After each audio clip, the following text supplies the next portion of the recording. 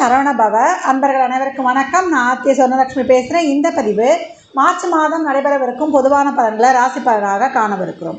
வளராக திருச்செந்தூரில் வீற்றிருக்கும் முருகப்பெருமானின் பொற்பாத கமலங்களையும் என் அன்னை வாராயின் தாழ் பணிந்தும் என் குருநாதரை வணங்கியும் 12 ராசிக்கும் இந்த மார்ச் மாதம் கோள்களின் கோச்சார நகர்வால் நடைபெறவிருக்கும் பலன்களை துல்லியமான பதிவுகளாக 12 பதிவுகளாக காணவிருக்கிறோம். இந்த மாதம் பார்த்திங்கன்னா கோள்களின் கோச்சார நிலையை, ஏன்னா நம்மளுக்கு மார்ச் மாதம் என்பதனால சூரியன் 2 ராசிகளை பயணிப்பார். அதே போல் புதனும் 2 ராசிகளை பயணிக்கிறார். சுக்கிரனும் நமக்கு செவ்வாயும் இடம் பெயர்கிறார்கள். சந்திரன் இந்த மாதம் துலாமில் உதயமாகிறார். மேஷத்தில் குரு பகவான், கன்னியில் கேது பகவான், மகரத்தில் செவ்வாய் சுக்கிரன் இணைவு, கும்பத்தில் சூரியன் புதன் சனி, மீனத்தில் ராகு பகவான். இந்த மாதம் நமக்கு புதன் பகவான் மாத ஆரம்பத்தில் 7ஆம் தேதி கும்பத்திலிருந்து மீனத்திற்கும், அவரை 26ஆம் தேதி மீனத்திலிருந்து மேஷத்திற்கும் பயிற்சி ஆகிறார். சுக்கிர பகவான் இந்த மாதம் 7ஆம் தேதி மகரத்திலிருந்து கும்பத்திற்கும், செவ்வாய் பகவான் இந்த மாதம் 15ஆம் தேதி மகரத்திலிருந்து கும்பத்திற்கும் பயிற்சி ஆகிறாங்க. சூரியன் இந்த மாதம் 14ஆம் தேதி அவர் மீனத்திற்கு பயிற்சி ஆகிறார். இந்த கோள்களின் கோச்சார நகர்வால் 12 ராசிகளும் சந்திக்கக்கூடிய சிறப்பான பலன்களையும் சாதகமற்ற சூழலையும் தெளிவாக அறியலாம். அது மட்டும் இல்லை, இந்த காலகட்டம் கால சக்கரத்தின் லாபஸ்தானத்தில் ஒரு 5 கிரக கூட்டணி இருக்கும். இந்த 5 கிரக கூட்டணியால் 12 ராசிகளுக்கும் எந்தெந்த ராசிகளுக்கு அது பாசிட்டிவாக செயல்பட போகுது, எந்தெந்த ராசிகள் கொஞ்சம் அதிக கவனத்துடன் விழிப்புணர்வுடன் இருக்கணும் என்பதெல்லாம் இந்த பதிவுகளில் தெளிவாக கூறப்பட்டிருக்கு. அன்பர்கள் பதிவினை முழுமையாக கேட்பதுடன் இதில் சொல்லி இருக்கின்ற இறை வழிபாடுகளையும் சாத்வீக பரிகாரங்களையும் பின்பற்றி உங்கள் வாழ்நாளில் நல்ல ஒரு திறம்பட ஒரு வியூகம் அமைத்து எப்போவுமே ஒரு சூழ்நிலை சிறப்பாக இருந்தாலும் சாதகம் இல்லாமல் இருந்தாலும் திறம்பட கடந்து வந்துட இந்த பதிவுகள் மூலம் நீங்கள் ஒரு வியூகத்தை அமைத்து சிறப்பாக செயல்படலாம். மிதுன ராசி மிதுன லக்னத்திற்கான பலன்களை காணவிருக்கிறோம். இந்த மார்ச் மாதம் எப்படி கடந்து வரலாம் அப்படின்னு பார்க்கும்போது, நம்ம அந்த வருட பலன்களையே சொல்லியிருக்கோம். மிதுன ராசிக்கெலாம் ரொம்ப அருமையான காலகட்டம் அப்படின்னு. ஆனால் இந்த மாதத்தை பொறுத்த வரைக்கும் மிதுன ராசி முற்பகுதியில் கொஞ்சம் அலாட்டாக இருந்துக்கணும். ஏன்னா ஒரு வாரம் வரைக்கும் ராசி அதிபதி 9 என்ற இடத்துல இருப்பார், அப்புறம் 10ற்கு பயணிப்பார். ஆனால் அந்த இடத்தில் ராசி அதிபதியும் லக்ன அதிபதியுமான புதன் நீசம் அடைவார். உடன் ராகு. இந்த காலகட்டம் எப்படி இருக்கும் அப்படின்னா, நம்மளுக்கே ஒரு நிறைய குழப்பங்கள், ஒரு டென்ஷனு, ஒரு ஒர்க் ப்ரெஷர்லேருந்து எல்லா வகையிலையுமே ஒரு அலைச்சல் திருச்சல், நிறைய குழப்ப நிலை. ஏன்னா நிறைய ஐடியாஸ்லாம் வரும். நம்ம என்ன பண்ணணும், நம்முடைய எதிர்கால வாழ்க்கையை எப்படி கொண்டு போகணும். ஏன்னா 10 என்ற தொழில் ஸ்தானம் அல்லவா அது. அந்த இடத்துல நமக்கு நிறைய தொழிலை பற்றிய ஒரு சிந்தனை இருந்து கொண்டே இருக்கும். இருந்தாலும் அது ஒரு சரியான ஒரு நம்மளுக்கு ஒரு விடை கிடைக்காது. இந்த காலகட்டம் ஒரு நார்மலாக ஒரு தொழில் பண்ணுறாங்க, ஒரு வருமானம் இருக்குது அப்படின்றவங்களாம் ஆஸ் யூஷுவலாக கடந்து வந்துடுங்க. மற்றபடி ஒரு இன்டர்வியூ அட்டன் பண்ணோம், ஒரு வேலைக்கு முயற்சிக்கணுன்றவங்களாம் உங்களுடைய முயற்சியை கைவிடாதீங்க, ஊக்கமுடன் செயல்படுங்க, விசாரித்து வச்சுக்கோங்க. நிதானம் பொறுமையை மட்டும் நம்ம மாத ஆரம்பத்தில் கொஞ்சம் கடைபிடிக்கணும். ஒரு 2 வாரம் ஃபஸ்ட் ஹாஃபில் கொஞ்சம் அவேர்னஸாக இருந்து கொள்ளணும் அப்படின்னு கிரகங்கள் இங்கே சுட்டி காட்டுது அப்படின்னு சொல்லலாம். மற்றபடி நமக்கு ஏற்கனவே நமக்கு 8ஆம் இடத்துல செவ்வாய் சுக்கிரன் வேறு. சுக்கிரனை உங்களை பொறுத்த வரைக்கும் 5-12க்குரியவர், செவ்வாய் நமக்கு 6-11க்குரியவர். இந்த காலகட்டங்களில் நம்ம குடும்ப உறவுகளில், அதே போல் நெருங்கிய சொந்தங்கள் கிட்ட, குழந்தைகளுடைய ஒரு ஹெல்த்து விஷயமாக இருந்தாலும் சரி, ஒரு சகோதர உறவுகளாக இருந்தாலும் சரி, பணம் கொடுக்கல் வாங்கல் விஷயங்களில், இந்த ஒரு கடன் சம்மந்தப்பட்ட விஷயங்கள்லாம் ரொம்ப கவனமாகவே இருக்கணும்னு சொல்லுது. அதே ஒரு ரிலேஷன்ஷிப்பில் இருக்கணும்னா கொஞ்சம் வார்த்தைகளை கொஞ்சம் கட்டுப்படுத்தி கொள்வது, ஒரு ஆஷா பேசாமல் இருப்பது. கணவன் மனைவியே இருந்தாலும் ஒரு வாரம் ஒரு கவனமாக இருந்துருங்க அப்படின்னு சொல்லலாம். ஃபஸ்ட் ஹாஃபில் கொஞ்சம் எல்லாமே ஒரு அக்கம் பக்கமாக இருந்தாலும், ஒரு வேலை செய்கிற இடமாக இருந்தாலும், வேலையில் ஏற்கனவே நான் சொன்ன மாதிரி ஒரு அழுத்தம், ஒரு ஒர்க் ப்ரெஷர் விட்டுட்டு வந்துடலாமான்னு கூட தோணும். அதெல்லாம் இந்த காலகட்டம் செய்யக்கூடாது. ஏன்னா வேலையை விட்டால் மறுபடியும் ஒரு புது வேலை கிடைப்பது இந்த காலகட்டம் ரொம்ப அரிதாகவே இருக்குது அப்படின்னு சொல்லலாம். திருமணம், குழந்தை பாக்கியம் சார்ந்த விஷயங்கள்லாம் நமக்கு செகண்ட் ஹாஃப் தான். அந்த காலகட்டம் சுக்கிரனும் வந்து நமக்கு சிறப்பாக 9க்கு அமர்ந்துருவார். செவ்வாயும் 15 தேதிக்கு மேலே வந்து 9ல் வந்து அமர்ந்துடும். இந்த காலகட்டம் குருவின் பார்வை நமக்கு வந்து 3, 5, 7 என்ற இடங்களுக்குலாம் வரதுனால நீண்ட கால ஒரு திருமண தடையெல்லாம் நீங்கிறது, இல்லை ஒரு ரிலேஷன்ஷிப்பில் இருக்கிறவங்க அதை வந்து ஒரு திருமணத்துக்கு எடுத்து கொண்டு போகிறது, புது காதல் உருவாகுது, இதெல்லாமே கொஞ்சம் ரொம்ப சுமூகமாகவே இருக்கும். பெண்களை பொறுத்த வரைக்கும் செகண்ட் ஹாஃபில் உங்களுக்கு நல்ல ஒரு சிறப்பாகவே இருக்கும். ஆடை ஆபரண சேர்க்கை, அத்தியாவசிய பொருள் சேர்க்கை, சுப நிகழ்ச்சிகளில் கலந்து கொள்வது, பேச்சு வார்த்தைகள் இது எல்லாமே ரொம்ப அருமையாக இருக்கும். இந்த மாதம் வந்து கொஞ்சம் எமோஷ்னலை கட்டுப்படுத்திக்கிட்டு, கோபத்தை கட்டுப்படுத்திக்கிட்டு, எல்லார்கிட்டேயும் ஒரு அனுசரணையாக செல்லும்போது ரொம்ப சிறப்பு. இந்த குழப்ப நிலையெல்லாம் இருக்கிறதுலாம் நமக்கு பிற்பகுதியில் சூரியன் போய் நமக்கு உடன் இணைஞ்சிருவார், நம்மளுடைய ராசி அதிபதியின். அப்போல்லாம் ஒரு தெளிவான இது கிடச்சிரும். மாணவர்கள் இந்த காலகட்டம் படிப்பில் உங்களுக்கு நீங்கள் போடுற எஃபர்ட் வந்து கரெக்டு, நீங்கள் செஞ்சுருக்கிற முயற்சிகள் வந்து கரெக்டுன்ற ஒரு தன்னம்பிக்கை தைரியத்தை மட்டும் வச்சுக்கொள்ளுங்க. ரொம்பலாம் ஸ்ட்ரெஸ்ஸாக இருக்குது, நம்மளுக்கு ஒரு குழப்ப நிலை வந்துடுது, ஒருத்தர் ஒன்று சொல்கிறாங்க அப்படின்றதெல்லாம் உங்கள் காதில் வாங்கி போட்டு கொள்ளக்கூடாது. இந்த காலகட்டம் நீங்கள் நினச்சது, நீங்கள் ப்ரிப்பேர் பண்ணது, இது அந்த வழி சரி அப்படின்ற ஒரு நம்பிக்கையும் உறுதியும் இருக்கும்போது நீங்கள் ஜெயிச்சு வந்துடலாம். இறை வழிபாடு நிறைய அயகிரிவர் வழிபாடு செய்யும்பொழுது, குரு காயத்ரி சொல்லும்பொழுது, குரு பிரம்மா குரு விஷ்ணு என்ற பாடலை அந்த மந்திரங்கள்லாம் உச்சரிக்கும் பொழுது, நெய் தீபம் ஏற்றி வழிபடும் பொழுது, பிரம்ம முகூர்த்தத்தில் எழுந்துக்கோங்க. காலையில் எழுந்து அந்த ப்ரிப்பரேஷன்லாம் நீங்கள் கொஞ்சம் பண்ணும்பொழுது உங்களுடைய இதை செயல்பாடுகளே ஒரு பட்டியல் போட்டுக்கோங்க. இதை இப்பப்போ பண்ண போகிறோம், எக்ஸாமில் நம்ம என்னென்ன பண்ணணும், என்னென்ன கொஸ்டின்ஸ் நம்ம ப்ரிப்பேர் பண்ணியிருக்கிறோம் அப்படின்றதெல்லாம் நீங்கள் வந்து ஒரு ஒரு கோத்ரூ பண்ணிவிடுங்க. அதெல்லாமே நம்ம நினச்சது, நம்ம ப்ரிப்பேர் பண்ண மாதிரி தான் நம்ம வந்து எக்ஸாமை சந்திக்க போகிறோம், எழுத போகிறோம் அப்படின்ற ஒரு கான்ஃபிடென்ட் லெவல் மட்டும் வச்சிட்டிங்கன்னா உங்களை அடிச்சுக்கிறதுக்கு ஆளே கிடையாது. பிற்பகுதியில் நம்மளுக்கு சூரியனும் வந்து அமர்ந்துடுவார். உடல் ஆரோக்கியத்தில் அதே போல் நல்ல உணவுகளை எடுத்துக்கோங்க, வார்ம் வாட்டர் குடிங்க, ரொம்ப ஸ்பைசி உணவுகளை இந்த காலகட்டம் எடுத்துக்கொள்ளாதீங்க. ஏன்னா அதெல்லாமே நம்மளுக்கு வந்து கொஞ்சம் டிப்ரெஷனையும் அதிகப்படுத்தும் அப்படின்னு வந்து சொல்லலாம். வார்ம் வாட்டர் அடிக்கடி குடிக்கும்பொழுது ஜீரணமாகவும் இருக்கும், நமக்கு அந்த ஒரு தூக்கமும் வராது, படிப்பும் வந்து நம்மளுக்கு கொஞ்சம் நல்லா ஸ்ட்ராங்காக போட்டுடலாம். வெளிநாட்டு கல்வி, வெளிநாட்டு வேலை வாய்ப்பு இதெல்லாமே ரொம்ப அருமையாக இருக்குது. வயதில் மூத்தவங்க நீங்கள் ஒரு தொழிலில் முதலீடு பண்ணுறது, இல்லை உங்களுடைய ஃபினான்ஷியல் சம்மந்தமான ஒரு வேலைகளை செய்வதெல்லாம் கொஞ்சம் இந்த காலகட்டம் ரொம்ப எஃபர்ட் போட வேணாம், இருக்குது நான் போதும், நான் ஒரு நார்மலான லைஃப் வாழ்கிறேன் அப்படின்றவங்களாம் நிறைய ஆன்மீக வழிபாடுகள், வெளியூர் பயணங்கள் எல்லாம் மேற்கொள்ளுங்க. இந்த மாதத்தை பொறுத்த வரைக்கும் மிதுன ராசி லக்னம் ஆஸ் யூஷுவல் நான் ஒரு நார்மல் லைஃப்பை லீட் பண்ணுறன்றவங்க அப்படியே எடுத்துகிட்டு வந்துடுங்க. அது தொழிலாக இருந்தாலும் சரி, அது வந்து ஒரு பிஸ்னஸாக இருந்தாலும் சரி, எமோஷ்னலையும் உங்களுடைய சிந்தனைகளையும் ரொம்ப நீங்கள் வந்து செதற விட வேண்டாம். அப்படியே வந்து ஒரு தெளிவாக எடுத்துக்கொள்ளுங்க. நிறைய குழப்பங்கள்லாம் இருக்கா, உங்களுடைய வெல்விஷர்கிட்ட ஒரு அட்வைஸ் கேட்டுக்கிறது ரொம்ப சிறப்பு. ரொம்ப யோசித்தாலும் நமக்கு வந்து ஒரு விடை கிடைக்காது. காலத்தின் போக்கில் அப்படியே வந்து அமைதியாக விட்டு விடுவது ரொம்ப சிறப்பு அப்படின்னு வந்து சொல்லலாம். இந்த காலகட்டம் நம்மளுக்கு திருமணம் சார்ந்த விஷயங்கள்லாம் ஏற்கனவே நான் ரொம்ப சிறப்புன்னு சொல்லிட்டேன். குழந்தை பாக்கியம் ரொம்ப அருமையாக இருக்கும். அதற்கான ஒரு வைத்தியம் பார்த்தாலும் இந்த காலகட்டம் கிடைப்பது இதெல்லாமே ரொம்ப சிறப்பு அப்படின்னு வந்து சொல்லியாச்சு. எதிரிகளை வந்து இனம் கண்டு நம்ம வந்து இந்த காலகட்டம் கண்டுபிடிச்சி அதற்கேற்றாற் போல் இருக்கக்கூடிய பிரச்சனைகளை லாபகமாக மாத பிற்பகுதியில் கையாண்டுடலாம்.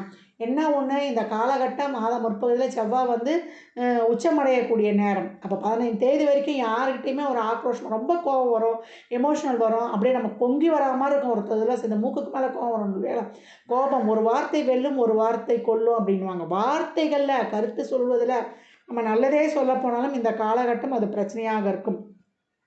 எந்த ஒரு வம்பு வழக்குகளோ, கடன் வாங்கும் விஷயத்துலையோ ரொம்ப கவனமாக இருக்கணும். மாத பிற்பகுதியில் அனைத்தும் உங்களுக்கு சிறப்பாகவே இருக்கும். முன்னேற்றத்தின் பாதையில் நீங்கள் வெற்றி நட போடுவீங்க அப்படின்னு வந்து சொல்லலாம்.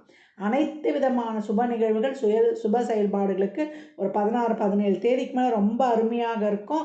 சூரியன் வந்த பிறகு உங்கள் ராசியில் இணைந்த பிறகு, உங்கள் ராசி அதிபதியோட மீனத்திற்கு வந்த பிறகு ரொம்ப ஆரம்பத்தில் இருந்த அந்த குழப்ப நிலையெல்லாம் நீங்கிடும். இந்த காலகட்டம் மௌனம் சர்வார்த்த சாதகம் என்பது ரொம்ப சிறப்பு. பெருமாள் வழிபாடு இந்த மாதம் உங்களுக்கு மிக ஏற்றமான பலனை தரும் அப்படின்னு சொல்லலாம். இந்த பலன்கள்லாம் கோள்களின் கோச்சார நகர்வை வைத்து சொல்லப்பட்டிருக்கு. உங்கள் சுய ஜாதகத்தில் இப்போ என்ன தசாபுத்தி நடக்குது, அதை எதற்காக உங்களுக்கு ஊக்கப்படுத்துது, திருமணம், குழந்தை பாக்கியத்திற்கா, இல்லை பொருளாதார முன்னேற்றத்திற்கா என்பதெல்லாம் உங்கள் சுய ஜாதகத்தை ஆய்வு செய்வதன் மூலம் மட்டுமே நாம் தெள்ள தெளிவாக அறிந்து கொள்ள முடியும். சாத்வீக பரிகாரமாக ஏழை எளியவருக்கு, வறியவருக்கு, மாற்றுத்திறனாளிகளுக்கு எப்போவோ உங்களுக்கு வந்து முடிந்த உதவிகளை தாராளமாக செய்யுங்க. எவ்வளோக்கு எவ்வளோ அன்னதானம் செய்கிறோமோ, அன்னதானம் மட்டும் இல்லை, வஸ்திர தானம், அதே போல் அவங்களுக்கு பாத அணிகள் வாங்கி கொடுப்பது, இதெல்லாம் செய்யும்போது சனி செவ்வாய் பாத அணிகள் உங்களோட மூத்தவங்களுக்கு வாங்கி கொடுக்கும்போது இந்த பிரச்சனைகள்லாம் தீந்துடும் அப்படின்னு வந்து சொல்லலாம். நிரந்தர சொத்து, வண்டி வாகன சேர்க்கை, பழைய கொடுத்து புதுசாக மாற்றுறது, பாக்கியம் இந்த காலகட்டம் நிச்சயம் உண்டுன்றாச்சு. உங்கள் உழைப்புக்கேற்ற ஒரு சிறப்பான ஊதியமோ, உங்களுடைய வாழ்க்கையில் ஒரு பெருமளவு ஒரு முன்னேற்றமோ நிச்சயம் உண்டு. மிதுன ராசி லக்னக்காரருக்கு மாத பிற்பகுதியில் இன்னும் கடந்து வர வர ரொம்ப அருமையாகவே இருக்கும் அப்படின்னு வந்து சொல்லலாம். இந்த மாதம் 12 ராசிக்காரர்களும் வழிபடக்கூடிய சிறப்பான வழிபாடுகள் 2 வழிபாடுகள் இருக்குது. ஒன்று மகா சிவராத்திரி, 2வது பங்குனி உத்திரம். இந்த 2 நாட்களில் முதல்ல வரக்கூடியது மகா சிவராத்திரி. அது மார்ச் 8ஆம் தேதி வெள்ளிக்கிழமை, மாசி 25. இந்த மகா சிவராத்திரி அன்று நம்ம சிவபெருமானை வழிபடுவதுடன் நம்முடைய குலதெய்வ கோயிலுக்கு சென்று வழிபடும் பொழுது நம்ம குலத்தை வாழ வைக்கும். குலதெய்வம்னு சொல்லும்பொழுது 2 குலதெய்வத்தை வழங்கணும். என்னம்மா 2 குலதெய்வம் அப்படின்னு கேட்குறவங்களுக்கு, தாயுடைய குலதெய்வத்தையும் தந்தையுடைய குலதெய்வத்தையும் வணங்கணும். நம்ம பெரும்பாலும் தந்தையுடைய குலதெய்வத்தை தான் வணங்குவோம். தாய் வழி குலதெய்வத்தையும் வணங்கணும். தாய் வழி குலதெய்வம் வந்து நம்மளுக்கு சிறப்பான சுப நிகழ்ச்சிகள் எல்லாம் நடத்தி கொடுக்கும். அதில் இருக்கக்கூடிய தடைகளை நீக்கி கொடுக்கும். தந்தை வழி குலதெய்வம் நம்முடைய குலத்தை வாழ வைக்கும் அப்படின்னு வந்து சொல்லலாம். அதே போல் பங்குனி உத்திரம் வந்து 25ஆம் தேதி திங்கட்கிழமை அன்னைக்கு வருது. இது முதல் நாளே கூட பங்குனி ஞாயிற்றுக்கிழமையே கூட ஆரம்பிச்சிருது. 2 பட்டு வரா மாதிரி இருக்கும். பெரும்பாலும் வந்து 25ஆம் தேதி தான் சொல்லுவாங்க. நம்ம 24ஆம் தேதி 2 நாள் வந்து தெய்வத்தை கும்பிட்றதுனால ஒன்றும் இங்கே நம்மளுக்கு வந்து தப்பு வர போகிறதில்ல. அதனால் பங்குனி உத்திரம் அன்று நமக்கு வாய்ப்பு இருப்பவர்கள், வேலைக்கெலாம் போகிறோம் அப்படின்றவங்க நம்ம ஞாயிற்றுக்கிழமையை கூட வழிபட்டுக்கலாம். அதே போல் பங்குனி உத்திரம் அன்று நம்ம முருகர் வழிபாடு பண்ணுவது ரொம்ப சிறப்பு. பெரும்பாலும் அம்மன் கோயில்லையும் ரொம்ப விசேஷம் நடைபெறும். எல்லா ஆலயங்களிலுமே வந்து சிறப்பான நிகழ்வுகள், அதே போல் திருமண வைபவங்களும் நடைபெறும். பங்குனி உத்திரம் வந்து முருகனுக்கு தான் ரொம்ப உகந்ததாக நம்ம வந்து வழிபடுவோம். எல்லா தெய்வ ஆலயங்கள்லையுமே சிறப்பான வழிபாடு வந்து நடைபெறும். அன்று வள்ளி தேவியானையுடன் இருக்கக்கூடிய முருகப்பெருமானை பன்னீர் ரோஜா மாலை சாற்றி வழிபடும் பொழுதும், அதே போல் வெட்டிவேர் மாலை சாற்றலாம், எலுமிச்சம்பழ மாலை சாற்றலாம். வெற்றிவேர் மாலை போடும்போது நமக்கு வெற்றி கொடுக்கும். எலுமிச்சங்கனி போடும்பொழுது அதுவும் வெற்றிக்கனி. நமக்கு தொழில் தடையெல்லாம் நீக்கி, கண்திருஷ்டி நீக்கி நமக்கு வந்து சிறப்பான பலன்களை தரும் அப்படின்னு வந்து சொல்லலாம். இந்த பன்னீர் ரோஜா மாலை போட்டு நம்ம ஒரு பால் அபிஷேகம், பன்னீர் அபிஷேகம், இளநீர் அபிஷேகம்லாம் பண்ணும்பொழுது நம்மளுக்குள்ளே இருக்கிற அந்த கோபம், நம்மளுக்கு இருக்கக்கூடிய நம்ம அந்த ஆக்ரோஷம் இதெல்லாம் நீங்கி நம்மளே வந்து ஒரு சாந்த சொரூபி ஆகிடுவோம். திருமண தடைகள் நீங்கும். முதல்ல இந்த பங்குனி உத்திரம் வந்து தெய்வீக திருமணங்கள் நடைபெறக்கூடிய காலகட்டம் அப்படின்னு வந்து சொல்லலாம். அதே போல் ஒரு சில கோயிலில் வந்து திருமணங்கள் நடைபெறாது. தம்பதி சமேதராக இருக்கக்கூடிய, அதனால தான் நான் சொன்னேன், வள்ளி தேவியானையுடன் இருக்கக்கூடிய முருகப்பெருமானை நல்லா பன்னீர் ரோஜா மாலை வாங்கி போட்டு வழிபடும்பொழுது விரைவில் திருமணம் கைகூடும். திருமணத்தில் இருக்கக்கூடிய தடைகள் நீங்கும். அன்றைய தினம் வந்து ஷட்கோண விளக்கு ஏற்றி வழிபடலாம். சாராவண பவன், அந்த ஷட்கோண ஸ்டார் கோலம் போடுவோம் இல்லையா, அதை சாராவண பவ எழுதி நடுவில் ஓம் எழுதி நம்ம வந்து 7மே வந்து நெய் தீபங்களாக ஏற்றலாம். இல்லை அந்தளவுக்கு வசதி இல்லைன்றவங்க இல்லை 6 தீபத்தை நல்லெண்ணெய் தீபமாகவும் நடுவில் வைக்கக்கூடிய தீபத்தை வந்து சுத்தமான நெய் தீபத்தினால் ஏற்றும்பொழுது ராகுக்கேது இந்த இணைச்சோன்னா அந்த புள்ளிகளை ராசி கட்டத்தில் ராகுக்கேதுகளை இணைக்கும் பொழுது நமக்கு இந்த ஸ்டார் வடிவில் தான் வரும் ஷட்கோணத்தில். அதனால் இந்த காலகட்டம் வந்து முருகனுக்கு ஷட்கோண தீபம் ஏற்றி வழிபடும் பொழுதும் அவரை எளிமையாக எப்படி வேண்டுமானால் மற்ற காலையிலிருந்து நம்ம வந்து முருகப்பெருமான் படத்தை தொடச்சிட்டு, இல்லை வேல் இருந்தால் வேலுக்கும் நம்ம வழிபாடு செய்யலாம். அதே போல் கோயிலில் வந்து நிறைய முருகனுக்கு பால் குடம் எடுப்பாங்க.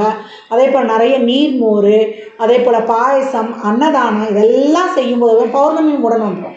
அப்போ பௌர்ணமியும் பங்குனி உத்திரமும் 2 ஒன்றா சேர்ந்து வந்துடும். அப்படி வர்ற நாட்களில் நம்ம நிறைய தான தர்மங்கள், இறை வழிபாடுகள், இறைவனுக்கு இயன்ற பொருட்களை வந்து நம்ம நெய்வேத்தியம் வைத்து வழிபடும் பொழுது பெரியவர்கிட்ட நிறைய ஆசி வாங்கணும். இந்த பண்டிகை நாட்களில், விரத நாட்கள்லாம் நம்ம நிறைய தான தர்மம் பண்ணணும். ஏழை எளியவருக்கு வறியவருக்கு பண்ணும்பொழுது நம்முடைய கர்மாக்கள் விரைவாக குறைக்கப்படும். அப்போ பங்குனி உத்திரத்தில் இறைவனை வழிபடும்போது சீக்கிரம் திருமண பாக்கியம் கிடைக்கும், திருமண தடை நீங்கும், கணவன் மனைவி ஒற்றுமை கூடும். அதே போல் ரொம்ப சிறப்பான இனிய இல்லறம் தம்பதியருடைய அந்யோன்ய சிறக்கும் அப்படின்னு சொல்லலாம். என்ன சொல்கிறது, கணவன் மனைவி ஒரு குடும்பத்தில் ஒற்றுமையாக இருக்கும்பொழுது தான் அந்த குடும்பமே ரொம்ப சீரும் சிறப்பமாக இருக்கும். அந்த குழந்தைகளையும் ஒரு பெரிய ஒரு சிறப்பாக பேணி வளர்க்க முடியும். கணவன் மனைவி ஒற்றுமை இல்லைன்னா முதல்ல பாதிக்கக்கூடியது அந்த பிள்ளைகள் தான். அதாவது பிள்ளைகள் நல்லா இருக்கணும், பிள்ளைகள் சிறப்பாக இருக்கணும்னா முதல்ல கணவன் மனைவி அவங்க எதிரில் முதல்ல சண்டை போட்டுக்கிறதே ஃபஸ்ட்டு தவிர்க்கணும். அவங்களுக்கு தெரியக்கூடாது நம்ம சண்டை போட்டிருக்கோம் அப்படின்னு.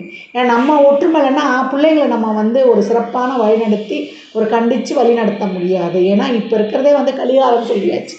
அதனால் ஒரே ஒரு விஷயம் நம்ம என்னென்னா, இந்த தலைமுறையில் பிள்ளைங்களுக்கு பயப்படுற சந்ததியை நம்ம தான், பெற்றவர்களுக்கு பயந்த தலைமுறையினரும் நம்ம தலைமுறையர் தான் அப்படின்னு பெருமையாக சொல்லிக்கோ.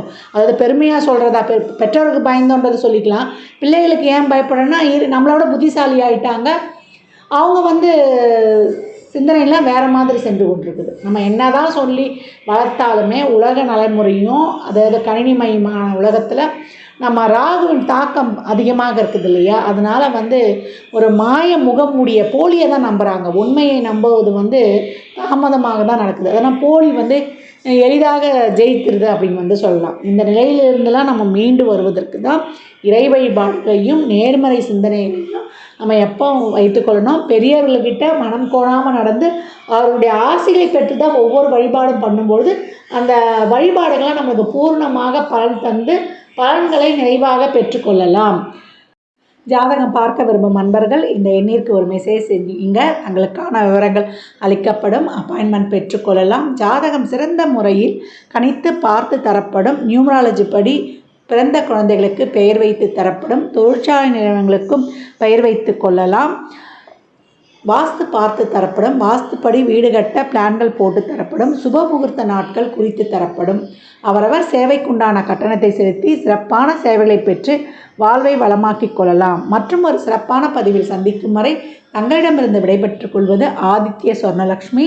வாழ்க வளமுடன், எல்லாம் நிறைவாகட்டும். நற்பவி நற்செழி.